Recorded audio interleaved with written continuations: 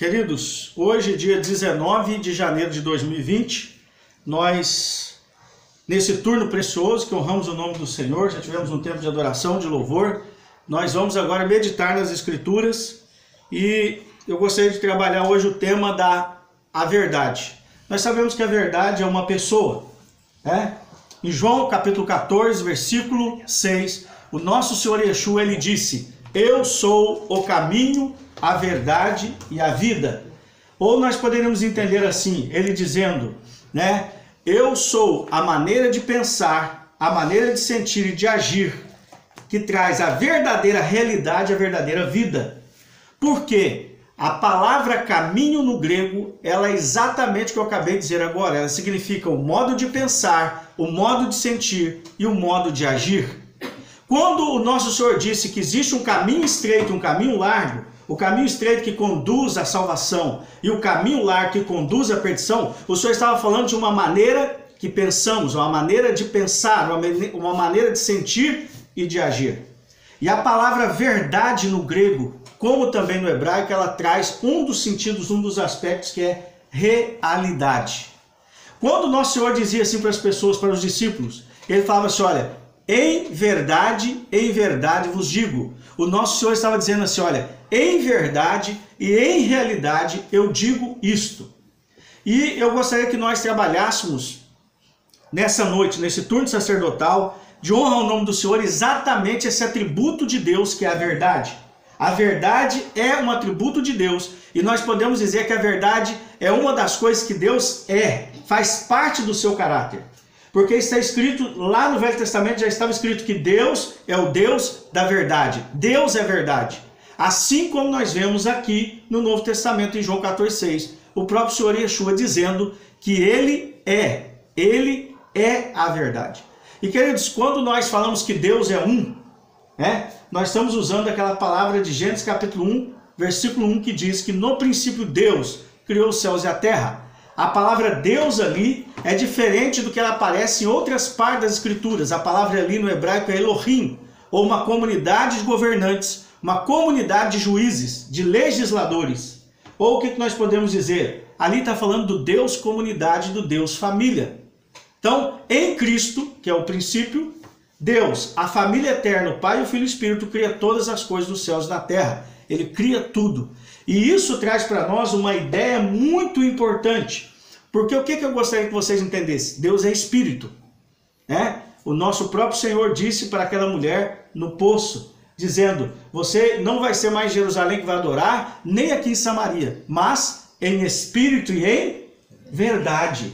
Por quê? Ele diz, João 4, 23 e 24, porque Deus é Espírito e é necessário que todos que o adorem em Espírito e em verdade. Sabe o que o nosso Senhor Yeshua estava dizendo para aquela mulher no poço, aquela samaritana? Ele estava falando que adore em espírito e em realidade. Então nós podemos pegar a palavra verdade com esse entendimento de realidade. Eu gostaria de trabalhar esse aspecto nessa noite. E a palavra verdade no hebraico, como eu já trabalhei algumas vezes com vocês, a palavra verdade no hebraico é emet, que quer dizer firmeza e estabilidade. É isso que significa verdade no hebraico. Por que Deus é chamado de rocha eterna? Por que o nosso Senhor Yeshua é chamado de rocha eterna? E por que nós somos chamados de pedras? Porque nós fazemos parte dessa rocha eterna. Nós somos uma pedra viva, retirado dessa rocha eterna. O que quer dizer isso? Quando nós pensamos em rocha, quando nós pensamos numa pedra, nós pensamos em quê? Firmeza, estabilidade. No entanto, que o nosso Senhor, em Mateus capítulo 7, ele disse que o homem prudente é aquele que ouve e pratica as palavras de Yeshua. Ele constrói, é como aquele que constrói a casa sobre a rocha. É como o que constrói a casa sobre a rocha. E lá em Lucas 18, Lucas capítulo 8, desculpe, fala algo muito significativo. Fala que o homem prudente, ele cavou profundas valas. Ele cavou até encontrar a rocha. Isso quer dizer o quê? Que a rocha, nós que cremos no nosso Senhor, nós que reconhecemos Cristo como Senhor da nossa vida, o seu Espírito passou a habitar e morar dentro de nós. Então agora nós cavamos os nossos pensamentos nós retiramos, os nossos sentimentos e as nossas ações baseadas simplesmente no nosso entendimento, no nosso conhecimento. E buscamos o conhecimento de Cristo que está sendo depositado no nosso interior pela obra de santificação do Espírito Santo. Isso seria cavar profundas valas, achar a verdade de Deus no nosso interior por meio da oração, da meditação das Escrituras e então construir a nossa vida, construir, o que nós somos em Deus, como indivíduos, como família e como comunidade. Então, queridos, eu gostaria que nós lêssemos alguns textos para que nós pudéssemos perceber uma construção que o Espírito tem conosco nessa noite sobre esse assunto, a verdade. Então eu queria pedir que o Sérgio lesse João capítulo 18, versículo 37. Contudo, Pilatos lhe inquiriu: então tu és rei? Ao que lhe respondeu Jesus: tu dizes acertadamente que sou rei. Por esta causa eu nasci, e para isto vim ao mundo, para testemunhar da verdade. Todos os que pertencem à verdade ouvem a minha voz. Olha que texto profundo. O nosso Senhor estava sendo interrogado por Pilatos. Estava somente ele e Pilatos. Pilatos era a maior autoridade em Jerusalém. Era um governador. Era um cara cheio de malícia. Era um cara que tinha conhecimento romano. Era um cara que sabia do direito romano. Inclusive, se tem a ideia que o direito, que a doutrina do direito, ou a faculdade do direito, ela tomou forma em Roma. Então, ou seja, Pilatos é um homem que conhecia da lei. No entanto que o açoite dos romanos tinha que ser 40 menos 1. Por quê? A pena era de 40 açoites, mas tinha que ser menos 1, porque se o soldado desse o 40º açoite e ele resvalasse, se tornasse 41, o soldado tinha que receber a pena de açoite. Por isso que a Escritura fala que é 40 menos 1. Então eles preferiam dar 39 do que dar 40 e o chicote resvalar, ou a vara, e passar por 41 e o soldado teria que ser penalizado. Então o direito, ele tomou muita forma no Império Romano. Então Pilatos não era alguém letrado. Pilatos era alguém que conhecia das leis romanas, era um governador. Então ele estava conversando com o nosso Senhor de uma maneira muito profunda. E aí então ele vai dizer: você é rei dos judeus? E por que Pilatos faz essa pergunta? Queridos, tinha uma semana. No 10º dia do primeiro mês, quando iniciava o exame do cordeiro para ser imolado na Páscoa no 14º dia, o nosso Senhor Yeshua entrou em Jerusalém montado no jumentinho para cumprir o que estava nas Escrituras, que o seu rei viria montado num filho de uma jumenta. Nós sabemos que então ele foi aclamado como rei. Então simplesmente Pilatos estava reverberando aquilo que os discípulos e a multidão viam em Cristo. E ele disse: você é rei dos judeus. E aí o nosso Senhor Yeshua vai dizer: foi para isso que eu nasci. Queridos, isso é uma verdade enorme, maravilhosa, grandiosa, porque nós só estamos aqui porque Deus determinou, conforme Efésios capítulo 1, versículo 10, que Cristo reinará sobre a terra, reinará de Jerusalém e de Sião sairá a sua lei. Ele virá no final do 6º milênio, no início do 7º milênio, para governar. O 7º dia, o descanso, o 7º milênio.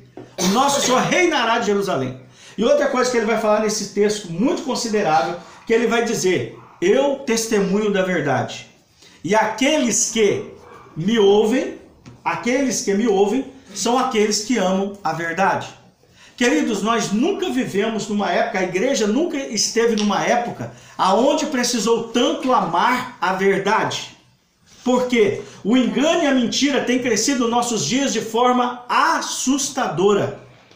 E queridos, lembra lá que em Gênesis capítulo 3, a serpente engana Eva. Primeiro, ela usa um engano, dizendo que o homem não poderia comer de todas as árvores do jardim. Não poderia, mostrando que Deus era um Deus de restrição.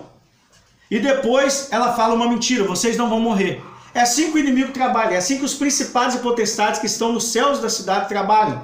Como que eles guerreiam contra a igreja e como que eles tentam manipular a sociedade? Através do modo de pensar, o modo de sentir e o modo de agir.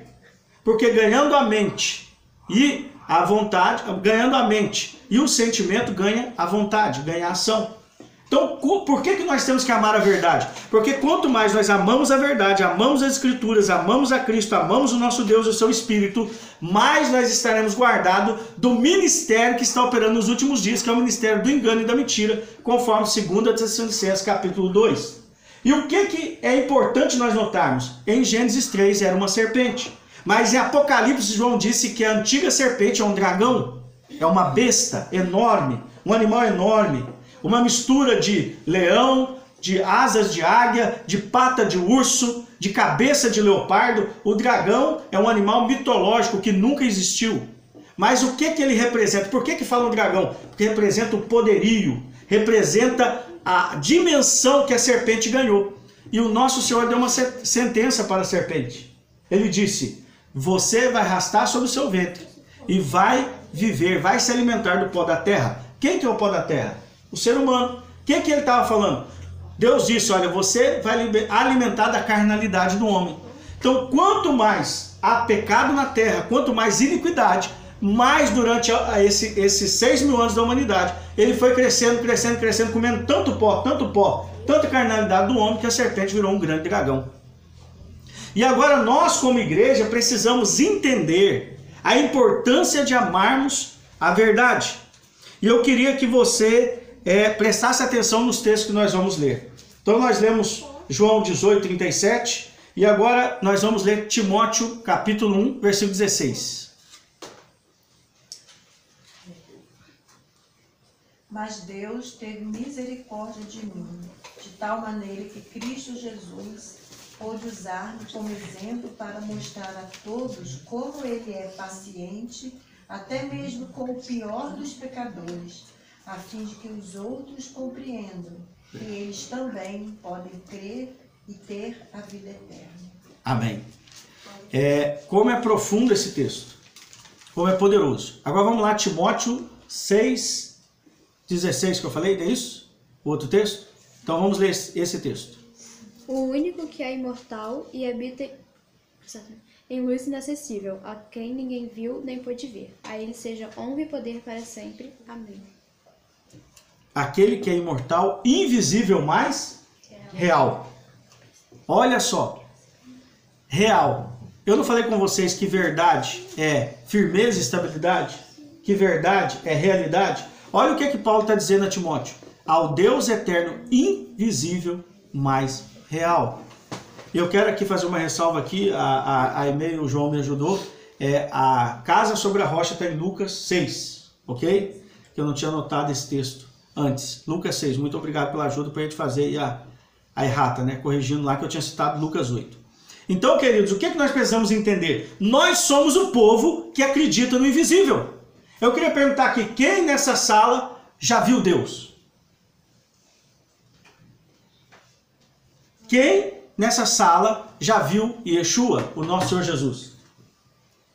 Quem nessa sala viu o anjo? Quem nessa sala aqui viu o trono de Deus? Eu vou perguntar mais. Quem aqui já encontrou com Abraão, ou com Isaac, ou com Jacó, ou com Paulo? Mas nós acreditamos, nós cremos que existe o céu, que o nosso eterno Deus está lá, o Pai de Jesus, que Jesus está à sua direita. Nós acreditamos que existem anjos que estão ao nosso serviço. Nós acreditamos que Abraão, Isaac, Jacó, Moisés existiram. Por quê? Porque nós somos o povo da verdade. Nós somos aqueles que amam a verdade. Por quê? Porque em João 14, 23 e João 14, 26 vai dizer que nós tornamos a habitação do Espírito da verdade. Então por que nós cremos na verdade? Porque nós recebemos o Espírito da verdade. E agora o que é a verdade? A verdade, queridos, não é só deixar de falar mentira. Por exemplo, eu falo para você, essa caneta é usada. Eu estou falando uma verdade. Uma realidade. Mas é mais só do que eu falar que essa caneta não é usada. É mais do que isso. Quando nós falamos, segundo as Escrituras, de amar a verdade, de crer na verdade, de viver a verdade, nós estamos falando de viver uma realidade dos céus, uma realidade espiritual, uma realidade do que não se vê. O Deus eterno, invisível, mas real. Então vamos ler lá Romanos capítulo 4, 17. Quem está com essa leitura de Romanos 4, 17? Nós vamos ver a fé do nosso pai. Como é que ela era? como dizem as Escrituras Sagradas: eu fiz de você o pai de muitas nações.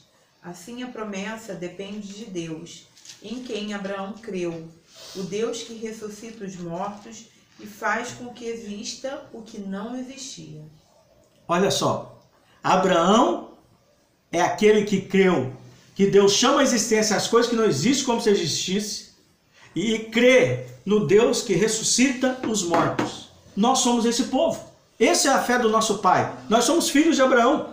Nós aqui acreditamos que Deus, pela sua palavra, criou todas as coisas. E mais, está escrito que as coisas que nós vemos, o vidro, a madeira, tudo que nós estamos vendo nesse ambiente, foi feito a partir da água. Porque diz o seguinte, que tudo que nós vemos foi feito a partir do que não se vê. Está escrito que no terceiro dia, Deus, pela sua palavra, ordenou que da água e do meio da água saísse a terra. E todos os elementos químicos que nós conhecemos, que compõem tudo que nós estamos aqui, inclusive o nosso corpo, saiu de dentro da água. Ou seja, nós somos 2/3 de água, a terra é 2/3 de água, o nosso alimento. Por que o micro-ondas é tão eficiente? Porque as ondas do micro-ondas, elas agitam as moléculas da água e faz aquecer o alimento.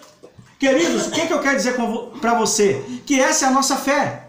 Nós somos o povo que crê no invisível. Nós não vimos Jesus, mas nós sabemos que Ele existe. Mas por que nós sabemos que Ele existe? Porque nós recebemos o Espírito da verdade. Nós o ouvimos porque nós amamos a verdade, porque nós somos o povo da verdade. Mas por que nós somos o povo da verdade? Porque nós recebemos o Espírito da verdade. E o que isso é tão importante para nós no tempo do fim? Porque nós cremos, conforme está escrito em Hebreus capítulo 13, versículo 8, que Jesus Cristo é o mesmo ontem, hoje e eternamente. Ele é aquele que estava no princípio, quando tudo foi criado. E Ele é aquele que virá no início do 7º milênio para reinar sobre a terra. Nós cremos no nosso Deus, nós cremos no nosso Senhor, nós cremos que Ele virá reinar, nós cremos que somos o seu povo, nós cremos no poder do seu sangue. Por quê? Porque nós recebemos o Espírito da verdade. E a verdade fala de uma realidade. Então a realidade não é simplesmente esse copo com água que está diante de mim, eu posso ver.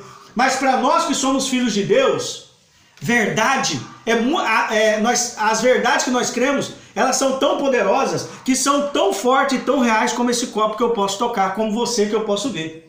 Porque nós acreditamos em tudo isso que eu estou falando, porque nós recebemos esse Espírito da verdade e nós aprendemos a amar a verdade, nós estamos buscando a verdade e queremos viver em verdade um para com o outro, porque as coisas invisíveis e as coisas espirituais para nós são mais reais do que as coisas que nós tocamos.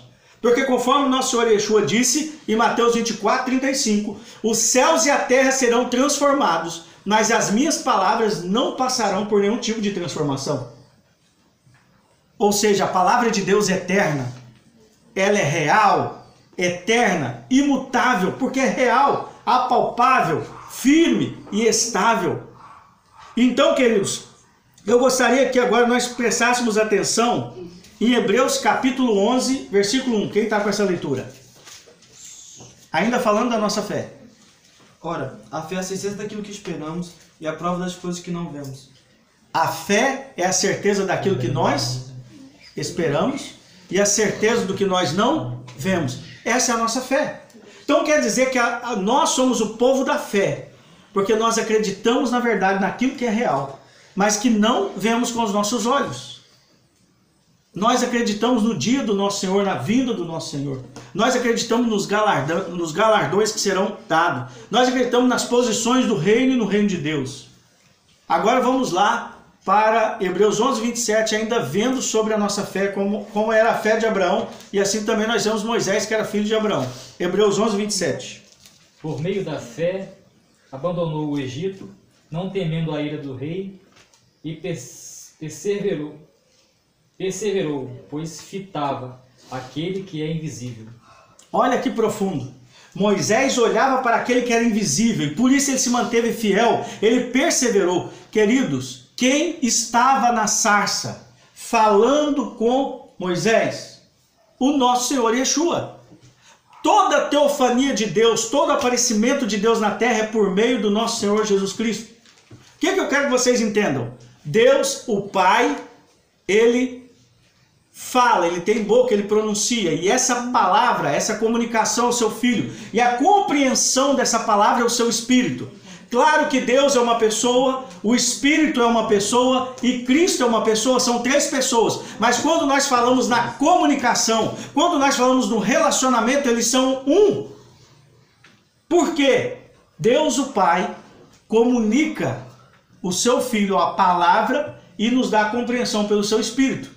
Ou é como Deus, uma pessoa, Cristo Jesus, a palavra, e a compreensão da palavra que é proferida pela boca de Deus é o seu Espírito. Isso é muito profundo. Então vamos prosseguir. Eu gostaria agora que nós lêssemos Gênesis capítulo 1, do 1 ao 3. No princípio Deus criou o céu, é o mesmo, né? Céus e a terra. Era a terra sem forma e vazia. Trevas cobriam a face do abismo, e o Espírito de Deus se movia sobre a face das águas. Disse Deus, haja luz, e houve luz. Até aí. No primeiro dia, Deus disse, haja luz e houve luz. Queridos, por que a primeira coisa que Deus cria é a luz? O que eu tenho falado para vocês já há muito tempo? O reino de Deus é sacerdotal. Só existe sacerdócio se há oferta, se há sacerdócio, se há para quem entregar essa oferta. Então, Deus, o Pai, é um grande sumo sacerdote. Por que ele é? Porque Cristo é a expressão exata do ser de Deus. Hebreus capítulo 1, versículo 3. Então, Cristo sendo a expressão exata do ser de Deus, e o nosso Senhor, Yeshua, é um sumo sacerdote, então quer dizer que o nosso Pai é um grande sumo sacerdote, que o reino de Deus é sacerdotal. E quando nós falamos de sacerdócio, nós falamos de sacrifício, nós falamos de oferta, nós falamos de amor, nós falamos de entrega. Por isso que no reino de Deus, para nós traduzirmos a palavra amor, é muito fácil, é entrega.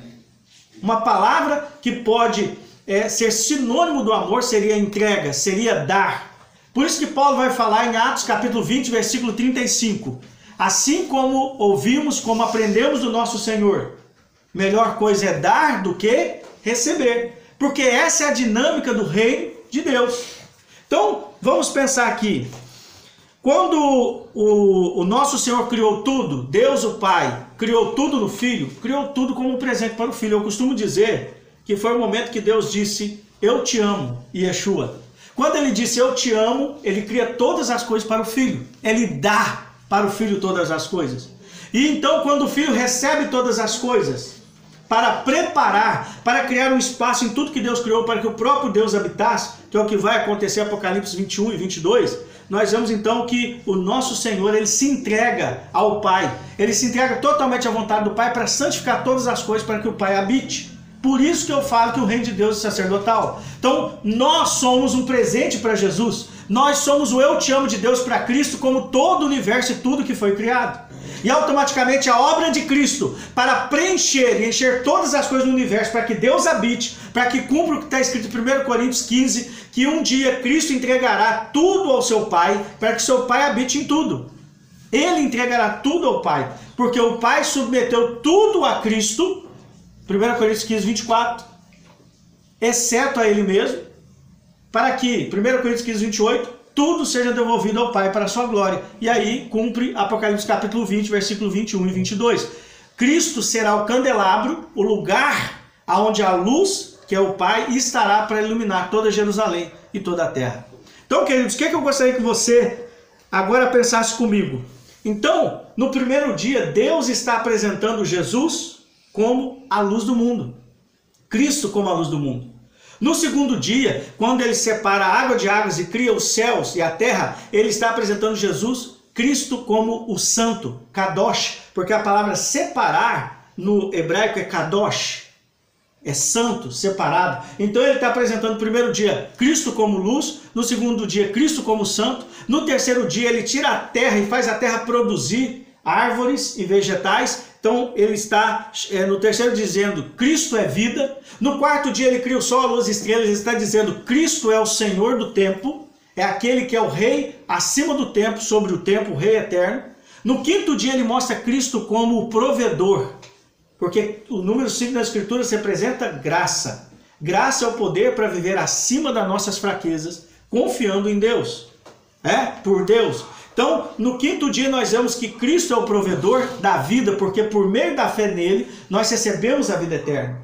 No sexto dia, Cristo é a imagem de Deus e nos torna a imagem de Deus. No sétimo dia, Cristo é o descanso. Mas eu vou pegar só o primeiro dia. No primeiro dia, Cristo é apresentado como luz. E em João capítulo 8, versículo 12, Jesus disse: eu sou a luz do mundo. Aquele que crê em mim não andará em trevas. E agora eu quero que quem está com o texto para ler de Efésios capítulo 5, versículo 8 e 9, leia para nós. Quem vai ler esse texto? É a Ana? Eu sou. Não? É o Kleber? 5, 8, 9. Isso. Pois no passado eres trevas, mas agora sois luz no Senhor. Assim andai como filhos da luz. Porquanto o fruto da luz consiste em toda bondade, justiça e verdade. Olha só. Por que Cristo é apresentado no primeiro dia como luz? Por que Deus diz, haja luz e houve luz? Ali ele estava apresentando o seu filho para nós. Então, nesse dia, qual que é o fruto da luz? Nós acabamos de ver. Deus estava apresentando a bondade, a verdade e a justiça. Porque o fruto da luz, conforme Efésios capítulo 5, versículo 9, é bondade, verdade e justiça. Deus estava apresentando o seu caráter, o caráter do seu filho, que é bondoso, que é verdadeiro e que é justo. Então por que nós acreditamos na verdade? Por que nós acreditamos nas coisas invisíveis, como Moisés ter visto Cristo na sarça? Por que nós acreditamos nas Escrituras? Por que nós acreditamos no céu de Deus? Por que nós acreditamos que Cristo virá a reinar? Por que nós acreditamos que Cristo, ele batiza com o Espírito Santo, ele cura, ele vai voltar? Por que nós acreditamos que Cristo é Deus, sem ter o visto como homem na terra e operando sinais e maravilhas? Porque Deus nos comunicou isso por meio da sua palavra, por meio do seu Espírito, mostrando para nós que Cristo é verdadeiro, que Cristo é justo e que Cristo é bondoso. Então, quando nós olhamos para o primeiro dia da criação, nós vemos que a verdade estava lá. Então a verdade ela é fundamental, a verdade é real. E o que eu gostaria que você se atentasse comigo nessa noite? Como eu disse, nós vivemos dias difíceis, chamados de tempos difíceis. Paulo, ele fala que os últimos dias seriam tempos difíceis. Últimos dias está falando do quarto, do quinto, do sexto milênio. Certo? Porque últimos dias nós achamos que é quando as coisas ficarem muito difíceis. Mas o que nós precisamos entender? Paulo conhecia as Escrituras. Pedro conhecia as Escrituras proféticas, e conhecia também o Gênesis. Então Deus, ele resolveu, Isaías 46, versículo 10, desde a antiguidade ele já anunciava o fim, desde o princípio ele já anunciava o fim. Então, como Cristo veio, olha, o sol da justiça, o sol foi criado no quarto dia, como Cristo veio no final do quarto milênio para o quinto milênio, eles sabiam que Cristo voltaria no final do sexto milênio, início do sétimo milênio. Por isso que fala os últimos dias, entenderam? Quarto, quinto, sexto milênio. Por isso que fala os últimos dias. E aí agora nós precisamos ter um entendimento, uma clareza. Porque esse tempo é um tempo que a mentira está crescendo. É um tempo que o engano está crescendo. A nossa sociedade já abraçou a ideia do homossexualismo. A nossa sociedade já abraçou muitas mentiras e uma das mais terríveis é essa, que bate de frente com o maior sinal profético da volta de Cristo. Porque o casamento de um homem ou mulher aponta não simplesmente para a masculinidade do homem, né, e o ser feminino da mulher. Isso é muito maior. Isso está escrito lá em Gênesis 2. Se eu não estiver equivocado, no versículo 17. Deixará o homem, o seu pai e sua mãe, unir-se à mulher. Que homem que está falando ali em Gênesis? Se Adão... Aquela palavra está sendo falada a Adão, mas se Adão não tinha um pai físico e uma mãe física, Deus, o Eterno, estava falando do seu filho. Aquilo era profético. Cristo deixaria o seu pai, deixaria o Espírito e viria e se uniria a nós, o seu povo, Israel, a igreja, para casar. Então, portanto, deixará o homem, o seu pai e sua mãe, unir-se-á a mulher. E, queridos, no hebraico, nós sabemos que Deus não é homem nem mulher. Deus é espírito. Nós sabemos que o Espírito de Deus também, né, não é masculino ou feminino. Nós sabemos que o Espírito de Deus, o Espírito Santo, é espírito. Mas a expressão no hebraico para Espírito Santo é rua ou ruach, é uma expressão feminina. E nós vamos ver Provérbios recheado disso. Ouve o teu pai, ouve a tua mãe. Tem momentos que diz assim, ouve a tua mãe, não se envolva com mulher adulta. Sabe o que Salomão, pelo Espírito Santo, está nos ensinando? Ouvir o Espírito Santo.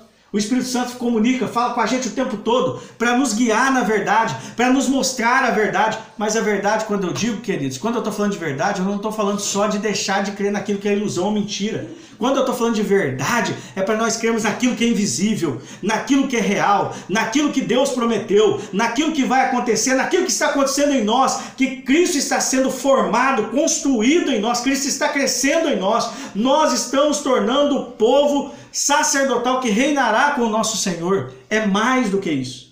E eu gostaria agora então que você olhasse para Efésios 5:9 e visse comigo que o fruto da luz está em toda bondade, verdade e justiça.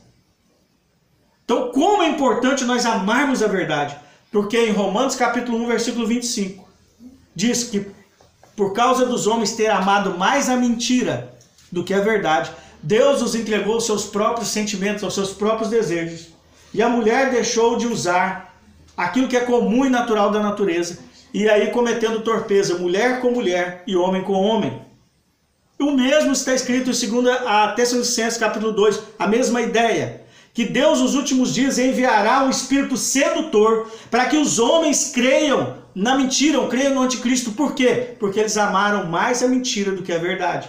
Então, queridos, o que é a verdade? A verdade é que nós temos um Deus que é Criador, que se tornou o nosso Pai em Cristo. A verdade é que Cristo é o Senhor e por isso Ele pode nos salvar. A verdade é que nós recebemos o Seu Espírito. Cristo recebeu a promessa, derramou sobre nós e está sendo operado em nós uma santificação que somente uma pessoa pode operar, que é o Espírito Santo de Deus. Amém.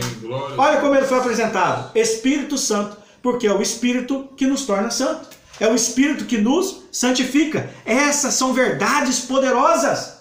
São irreais para aqueles que andam na mentira, mas para nós que andamos na verdade, para nós que fomos resgatados por aquele que é a verdade, é real.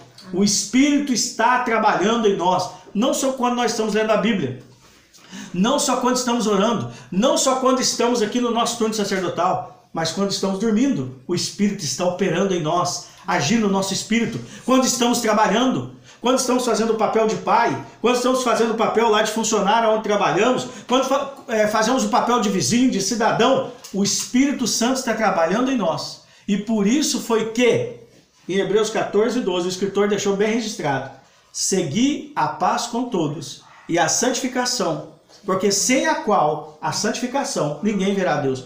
E a santificação, querido, só pode ser operada pelo Espírito. Isso quer dizer que precisamos ler as Escrituras, porque as Escrituras são Espírito e vida. Em João 6,68, Jesus disse: as minhas palavras são Espírito e vida. Então, quando nós lemos a Bíblia, nós não estamos lendo simplesmente escritas proféticas ou uma história. Nós estamos lendo Espírito e vida. E quando nós lemos a palavra de Deus com uma fé sincera, com o coração aberto, o nosso espírito aquece, o nosso espírito fica aquecido. Por quê? Porque a verdade de Deus, que é uma pessoa, ela é viva e ela aquece o nosso espírito. E isso possibilita que a santificação continue operando em nós. E agora então, eu queria que você prestasse atenção nos próximos textos que nós vamos ler. João capítulo 8, versículo 32. Quem está com esse texto? Alex. E conhecereis a verdade, e a verdade vos libertará. E conhecereis a verdade vos libertará. Queridos, prestem atenção. Nós precisamos ser libertos. Certo? Nós precisamos ser libertos. Do quê? De toda a mentalidade mundana, de todo sentimento mundano e de todas as ações mundanas. Mas quando eu falo de pensamento mundano, sentimento mundano e ações mundanas, eu não estou falando simplesmente de beber, de fumar. Eu estou falando de coisas que são invisíveis, mas que dominam o homem, como ideias ideologias, pensamentos contra Deus. Exemplo, pessoas que só vivem em função do comer, beber e vestir. O nosso Senhor Yeshua, ele disse assim: mas buscar em primeiro lugar o reino de Deus e a sua justiça, e as demais coisas vos serão acrescentadas. Alguém aqui já viu o reino de Deus? Ele é invisível para nós. Portanto, ele é real. Ele é invisível para os olhos humanos carnais, mas para os olhos do nosso coração iluminado pelo Espírito, ele é visível, ele é apalpável, ele é real. Queridos, o que eu quero que você entenda nessa noite? A verdade, a realidade do reino, a realidade de Cristo, a realidade do Espírito. Porque a palavra verdade, ela tem esse aspecto, ou ela significa realidade. Ela nos liberta de todo pensamento contra Deus. E qual é um dos mais pensamentos terríveis dos nossos dias? As pessoas estão buscando segurança. Escolhem as profissões para terem melhor salário e não por aquilo que elas nasceram para ser.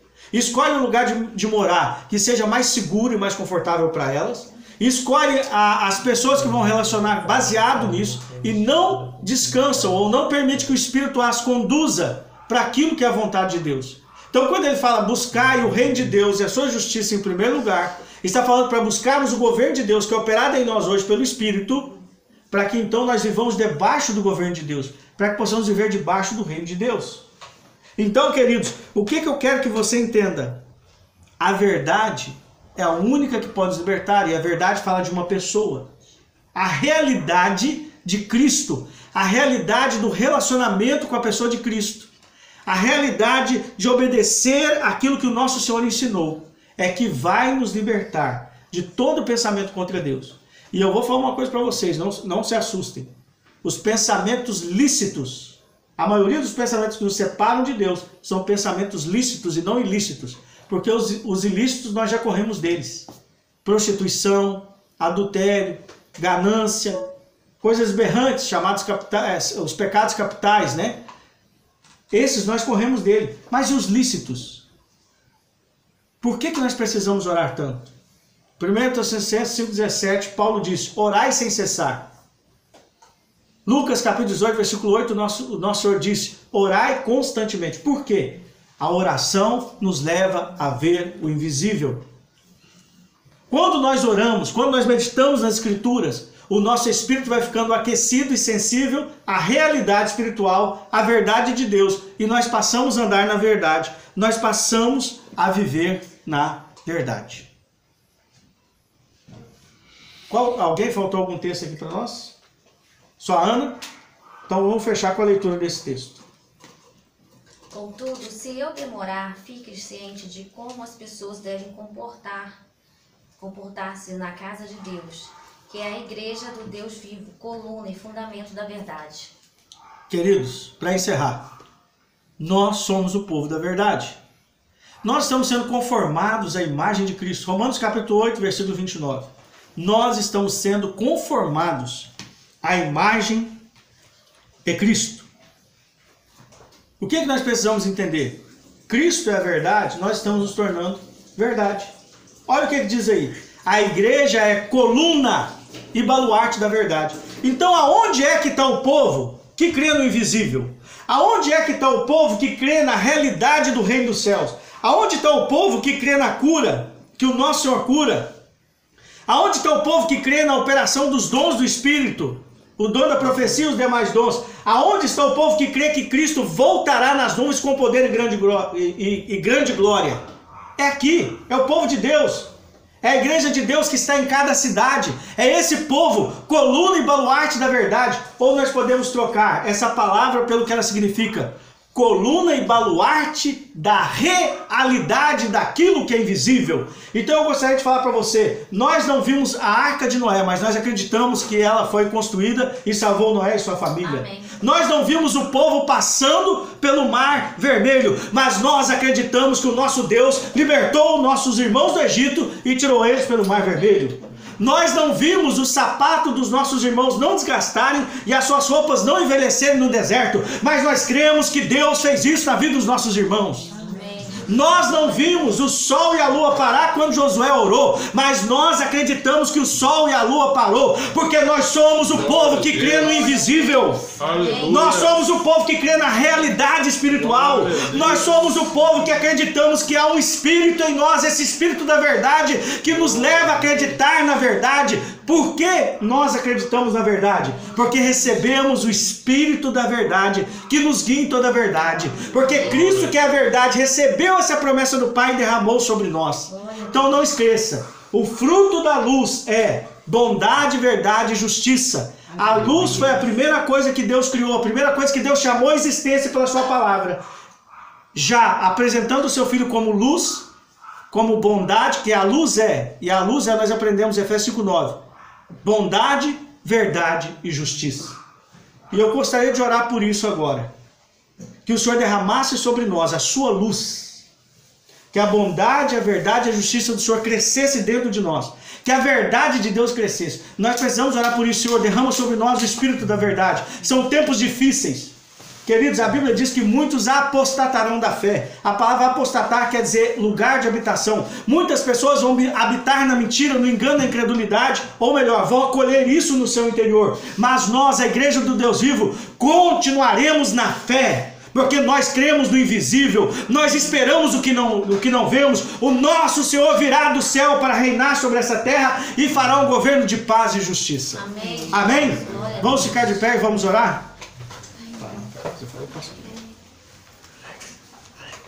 Vai lá. Não, peraí, não. Só falei arroz, confundi.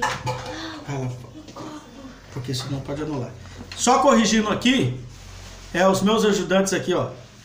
Gênesis 2:24, deixará pai e mãe e se unirá à sua mulher. Ali está falando do próprio Cristo, que Cristo deixaria o pai e o Espírito e viria a unir ao seu povo. E João 6,63, que eu tinha falado, João 6,68. As palavras que eu vos tenho dito são Espírito e verdade. Muito obrigado aí pelos meus sacerdotes trabalhadores. Não tem assistente aqui, não tem auxiliar. Todos são oficiais. Muito obrigado pela ajuda. Amém?